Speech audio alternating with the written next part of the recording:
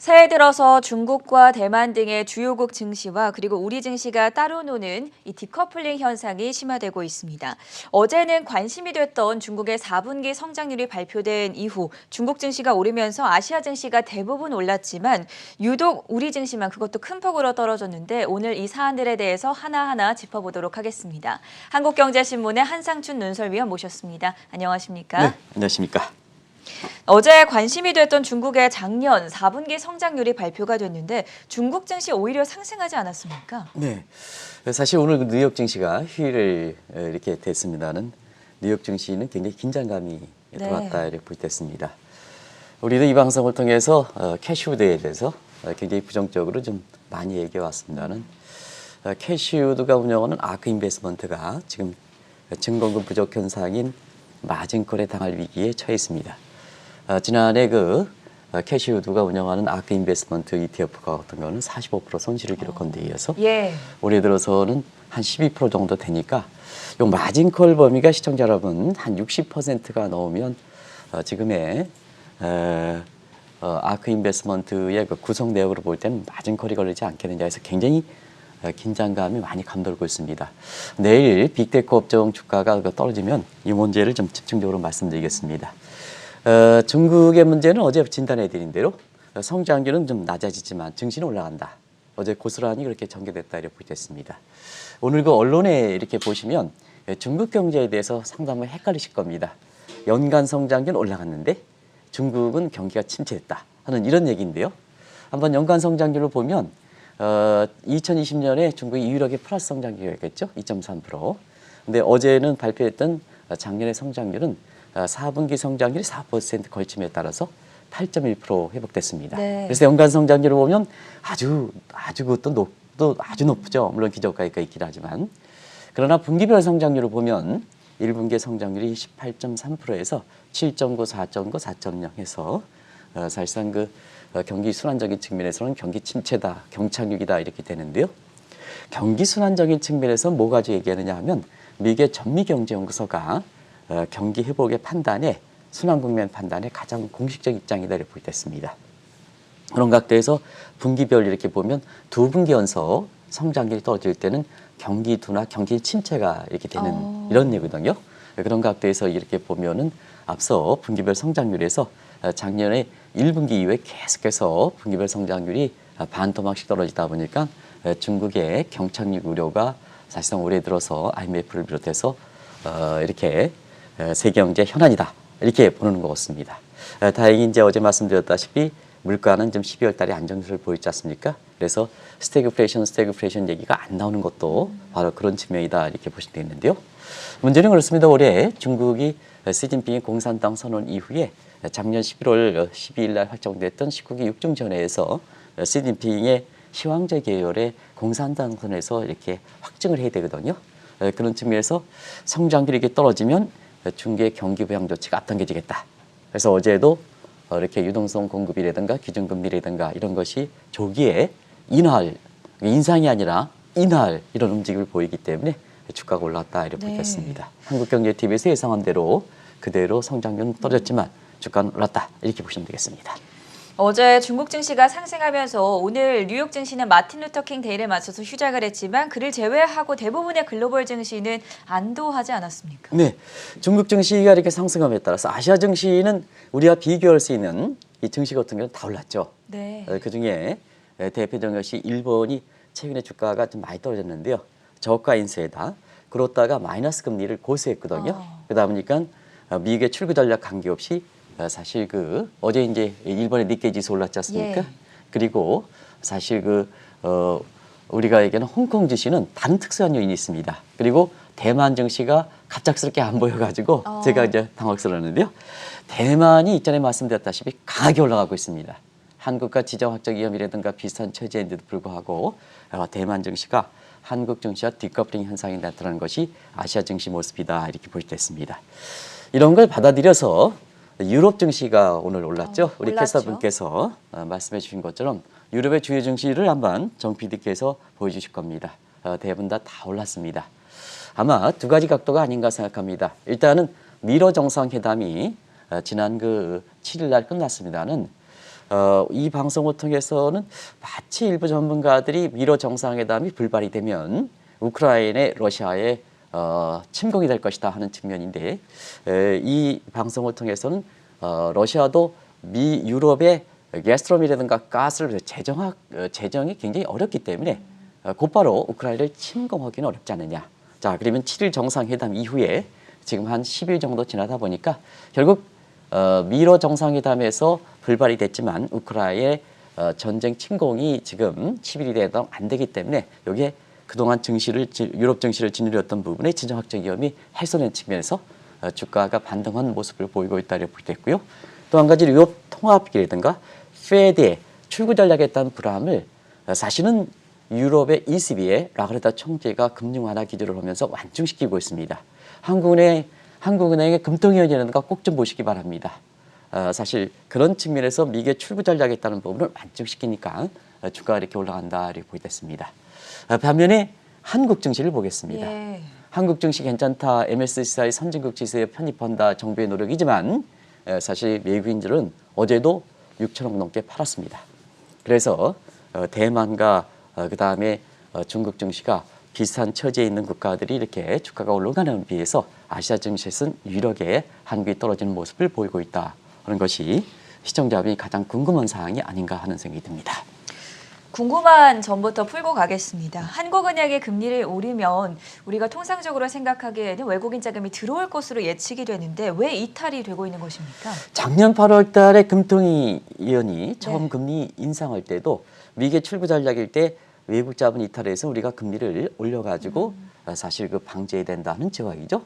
근데 그 이후에 방송했던 내용을 보고 한국은행이 지금까지 세 차례 금리를 올렸습니다는 그 과정을 보겠습니다. 이 과정을 통해서는 우리가 외환보유로 확충하는 이유가 뭐냐? 어려울 때 룸을 마련하기 위해서 그런 거다. 전행껏께서 비상금을 마련하는 게 네. 어려울 때 사실 비상금을 쓰기 위해서 마련하는 거 아니겠습니까? 그렇죠. 그런 측면에서는 미국의 그 출구 전략해서 자금 이탈이 금리를 인상해서 방지하는 건 아니다. 김석덕 위원장께서 말씀하신 대로 사실 외환보유를 확충하는 거다. 근데 우리는 외환보유를 충분히 확충하고 있습니다. 근데 왜 금리를 오릅니까? 그런 측면에서 이렇게 보면 사실 우리가 외환보유를 확충한 상태에서 자 일부 금통위원들이 미국의 금리를 올라가 한국의 금리를 올려 외자 이탈. 거꾸로 어떠냐면 외환보유가 있는 상태에서 금리를 올리다 보니까 경기가 녹록치 않은 상태에서 사실 그 실무경제가 침체가 우려되죠.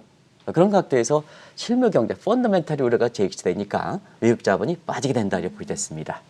궁극적으로 한번 어제 상황을 보겠습니다. 지난 14일 그러니까 금요일 날 금리를 올렸죠.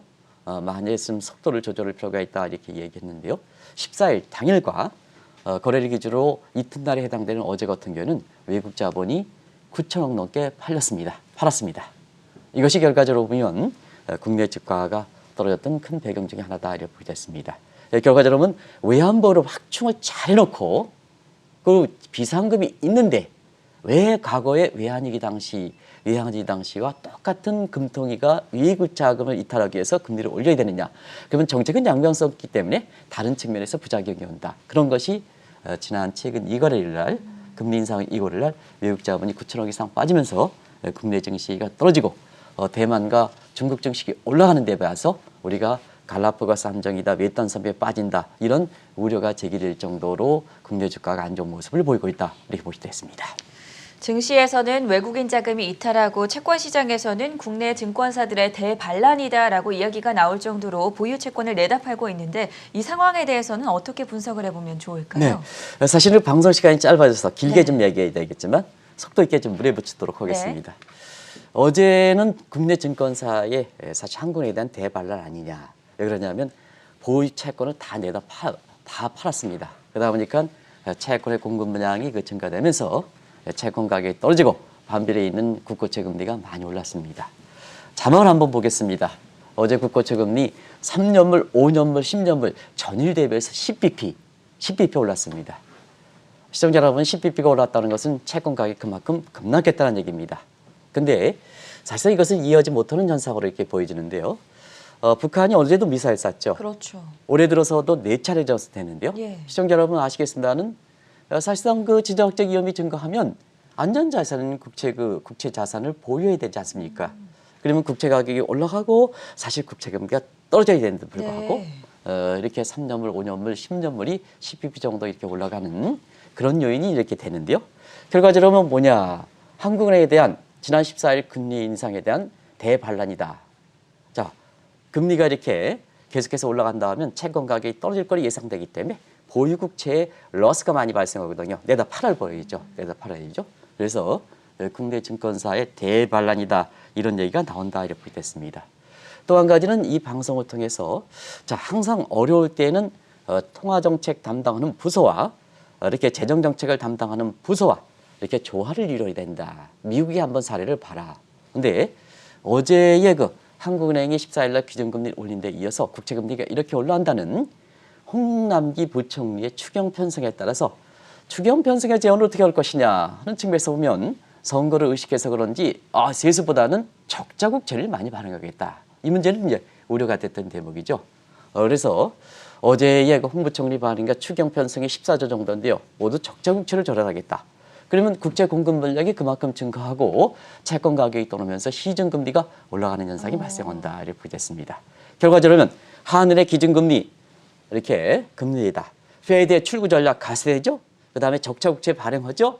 국채금 시장금리 폭등 이렇게 네. 되는 거죠. 시장금리 폭등. 근데 문제는 자, 지금 증시가 굉장히 약해졌습니다. 시청자 여러분. 보통 채권에서 저렇게 10bp 정도 하루에 급등할 만큼 채권의 이탈 자금이 나오면 증시로 그레이트 로테이션 현상이 나타나게 됩니다. 근데 그레이트 로테이션 현상이 나타나지 않으니까 어제 주가가 많이 떨어지는 배경이거든요. 정책 당국자 입장 경제는 생물입니다. 하루하루 지낼도록 정책도 거의 유연하게 대응해야 됩니다. 특히 홍 부총리한테 한번 꼭 좀 그 말씀을 드리겠습니다. 경제는 생물입니다. 생물. 작년 생각하시면 안 된다는 걸 꼭 좀 말씀드리겠습니다. 그래서 작년에는 채권에서 이탈하면 증시로 갔죠. 증시가 익스펙테이션, 기대 수익이 높기 때문에. 그래서 그걸 그레이 로테이션인데요. 이게 발생하지 않고 있다. 그것이 국내 주가가 사실 동학개미의 이자 부담이 증가시키면서 채권의 주가를 더 떨어뜨리게 하는 요인이다 하는 걸 말씀드리겠습니다. 그렇다면 채권 시장에서 이탈한 자금이 증시로 가지 않는다면 그 많은 자금이 다 어디로 가고 있는 겁니까? 가장 궁금하죠? 네. 가장 궁금하죠? 그런 각도에서 보면 한국은행 기준금리 올린다 하더라도 사실상 한국은행 창구 속에 본원통화가 회수되지는 않고 있습니다. 그러면 이 자금이 시중에서 돌아가는 자금인데요. 예. 인터마켓 간에 인터마켓가 이정이 된다는 얘기입니다. 그러면 채권에 이탈되지 않으면 어느 쪽이냐? 결과적으로 보면 사실 지금 시중은행의 예적금이라든가 증권사의 MF 자금에 많이 몰려가게 되는 거죠. 근데 시청자 여러분 그렇습니다. 증권사에 자금 들어가는 게 나쁜 건 아닙니다. 근데 가계대출을 꽁꽁 묶어버리지 않습니까? 그러면 시중은행에 자금이 들어오면 은행을 통해서 그것이 담보든 무담보는 없겠습니다는 담보를 통해서 실물경제 공급해야 되는데 그 공급하면 어이구 대출 많아져 부동산 올라가 막아 이렇게 되는 거거든요. 막아 이러다 보니까 시중 자금이 금융과 실물발의 연계성이 떨어진다. 연계성이 떨어진다. 그러면 시중 자금 부동화되는 거죠. 시중 자금 부동화되는 거죠. 그러다 보니까 최근에 통화 입동속도라든가 통화 승수가 어떤 경제 활력 지표가 아주 떨어진다. 그러면 경제 활력이 떨어지면 우리 성장률에 대해서 우려가 되는 거죠. 외국인이 왜 팔겠습니까? 성장률에 대해 우려가 되는 거죠. 그 자막 한번 같이 한번 보겠습니다. 자, 우리 성장률 넉넉하느냐? 작년은 보겠습니다. 작년 1분기 우리는 정분기 대비입니다. 이거 이제 통계 방식 1.7%, 0.8%, 0.3 반토막 확시됐습니다. 4분기는 어떻게 될 것이냐? 아직 발표하지 않았습니다. 네. 그러거든요. 자, 한국은행에서 나온 금리 안정 보고서 보면 여러 가지 전제 조건을 달고 있지만 최악이고 올해 성장률이 마이너스 3.5%가 떨어진다. 근데 추가 금리 인상에 그러면 뭐냐? 자연스럽게 시중 부동자금은 은행권 예적금에 들어가 증권사 MF 들어가 근데 대출은 부동산 때문에 막아버려. 실무가 금융은 연결성이 약해져. 어떻게 되겠습니까? 네. 그러면 자연스럽게 우리 대선 여부와 관계없이 우리의 성장률이 더 떨어지는 게 아니냐. 그러면 펀더멘탈 약화.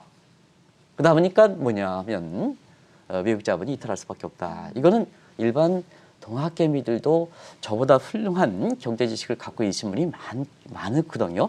그러다 보면 우리 개인 투자가들도 이런 부분을 반드시 우려해서 국내 증시가 대만이라든가 중국이라든가 이런 쪽에 증시가 좋은데도 불구하고 사실 디커플링 현상이 발생하는 원인이 되고 있다는 걸 말씀드리겠습니다. 지금 사정이 이럼에도 불구하고 작년부터 한국은행이 세 차례 금리를 인상을 했고 또 인상할 것으로 예상되고 있지 않습니까? 네, 예, 이주열 총재께서 이상하게도 금리에 보면 굉장히 부드럽게 이렇게 해오셨던 분인데요. 네. 최근에 보면 어떤 일인지 임기를 만들었고 굉장히 금리에 대해서 매파적 발언을 연일 쏟아내고 있습니다. 예. 자, 우리가 세 차례 정도 작년 8월 달, 11월 달, 올해 1월 달 세 차례 인상한 것도 아시아 국가 중에서 경제가 비교적 괜찮은 국가는 금리를 올린 경우가 없습니다. 우리가 미국보다 선제적으로 금리니까 채권의 완충 기능이 부족하면서 버퍼 역할을 하면서 지금 이런 문제가 발생하는 거 아니겠습니까? 그러면 그런 측면이거든요. 근데 자, 이런 얘기를 하시거든요. 금리 인상의 영향이 제한적이다. 그러니까 더 올려야 된다. 근데 저는 그렇게 얘기했습니다. 금리 인상의 영향이 제한적이다. 안 올리겠습니다. 안 올리겠습니다. 그게 이제 좀 다른적이고 최근에 이제 기준금리를 올리다 보니까 속도 조절 문제가 나면 그걸 의식해서 그런지 물가는 강보험료가 지속적이다. 근데 1년 전에 이주열 총재께서 말씀하신 거 보면 인플레는 일시적이다. 우려할 필요가 없다. 이렇게 말씀하셨지 않습니까? 그러다 보니까 뭐냐. 금리 인상 영향이 제한적이고 물가가 강보험료가 지속적이기 때문에 앞으로 추가를 올린다. 그래서 시장에서 보면 1.5% 내지는 2%까지 올린다. 그러면 뭐냐. 자연스럽게 금리증권사는 어떠냐 하면 보유채권을 가져갈 필요가 없는 거죠. 그런 각도에서 사실 이런 부분은 지금의 MZ세대라든가 소상공인 입장에서는 굉장히 슬프게 한다 이렇게 보이겠습니다. 제가 슬프게라는 표현을 씁니다는. 그러나 정책당국 입장에서 다 그런 사람이냐 하면 고승범 위원장께서 지난주에 리스크관리회의에 직접 제가 참여했습니다는 올해는 총량을 잡혔으니까 일단 취약계층 MZ세대라든가 소상공인을 좀 아우르는 쪽의 정책의 2단계 쪽으로 진입하겠다. 사실 이게 필요한 대목이거든요. 근데 이 과정 속에서 지난 14일 날 그냥 금리를 올리다 보니까 네. 지금 MZ세대 그다음에 소상공인 멘붕 상태입니다. 멘붕 상태. 지금 은행들 나중에 말씀드리겠지만 주택담보대출이라든가 더 올려버리거든요. 6%였나요? 6%에서 7% 정도 이렇게 되거든요. 그럼 어떻게 하겠습니까? 결과적으로는 하느니 사실 물가 문제 이런 문제를 잡기 위해서 너무나 많은 희생을 하는 게 아니냐. 그 시장의 대표적인 측면이 국내 주가가 디커플링 현상이 발생하는 것도 바로 그런 측면이다 하는 걸 말씀드리겠습니다. 이 시간을 통해서 일전에도 말씀을 드린 적이 있었는데 금리 인상과 같은 중요한 문제에 대해서는 국민청원으로 해야 한다. 이 부분에 대해서는 어떻게 생각하십니까? 네, 이 대목은 이제는 MZ세대든가 그다음에 소상공인들도 반드시 금통위원회의 전문적인 지식이라든가 이런 게 떨어지는 건 아니거든요. 네. 오히려 시장 공부는 동학개미들이든가 이런 분이 더 많이 옵니다. 예. 우리 같은 경우에도 금통위원보다 확실히 하루 공부는 더 많이 올 겁니다. 새벽 2시나 1시에 일어나서 직접 미국의 프레어들한테 직접 통화하거든요. 예. 뭐 과거에 공부한 것만 공부한 겁니까? 지금 공부하는 것도 우리가 시간이 더 파는 거지. 과거에 이런 정황이세요. 그래서 지금은 정책 당국자와 그다음에 일반 정책 수용층 간에 레벨 균형화돼 있다. 평등 수평적 관계다. 그래서 기득권을 올려서 내가 전문가니까 금통위원 전문가니까 내 마음대로 해야 된다. 이런 쪽으로 하면 안 된다 하는 걸 말씀드리겠습니다. 그래서 시간이 이렇게 거의 다 돼가지고 제가 말씀드리겠습니다는 요번에 전미경제학회에서 가장 히트한 맨큐 경제학의 저자 맨큐 이런 교수 같은 경우에는 통화정책은 시장과 소통을 중요하다. 올해 유난히 강조했습니다. 이 문제에 대해서 하나하나 짚어드려야 되는데요. 좀 시간 관계상 지적하겠습니다. 그리고 페드의 최적 통제 방식은 앞으로 금리를 어떻게 올려가겠다는 낫플로트입니다. 이건 낫플로트는 자기 구속력을 갖고 있습니다. 그렇기 때문에 자율성을 다 배제할 수는 없습니다는 페드 입장에서는 자율성을 배제하겠다. 그리고 시장 참여자들에겐 낫플로트가 나오니까 전앵커도 시청자분한테 앞으로 낫플로트가 올해 3차례 4차례 올리겠습니다. 이렇게 얘기죠. 네. 그러면 그만큼 전앵커의 이렇게 예상대로 이렇게 이야기 나오는 거는 시장 참여자들이 그만큼 앞으로 미국의 금리 인상에 대해서 사실 자율적으로 조정해 나가겠다 하는 이런 것을 준다 이렇게 볼 수 있습니다. 그러다 보니까 최근에 아시아 국가 중에서 한국이 버텨 3차례 걸쳐서 금리를 올리고 가장 취약계층인 MZ계층이라든가 소상공인이 지금 거리로 내모는 이런 환경이 지배되다 보니까 이제 금통위원 못 믿겠다. 못 믿겠다. 우리 나름대로 이렇게 금리 인상에 대해서 저항권을 가지겠다 하는 것이 아시겠습니다는 섀도우 오픈 마켓 커미티 SOMC 구상이다 이렇게 보이됐습니다. 그런 것이 절충이 돼서 사실상 뭐냐 다른 쪽에서는 의사소통에서 하는데요. 이쪽 부분도 이렇게 네. 통화 정책에서 우리 MZ세에 되는가 소상공인 경제 지식이 굉장히 높아졌습니다. 이 사람의 의견을 실생활에서 의견을 좀 반영하는 이런 통화 정책의 내용이 돼야 되지 않느냐 하는 생각이 듭니다. 가장 중요한 것은 국민의 대응 방안이겠죠. 지금 변동금리를 고정금리로 변동해야 될까요? 어떻게 생각하십니까?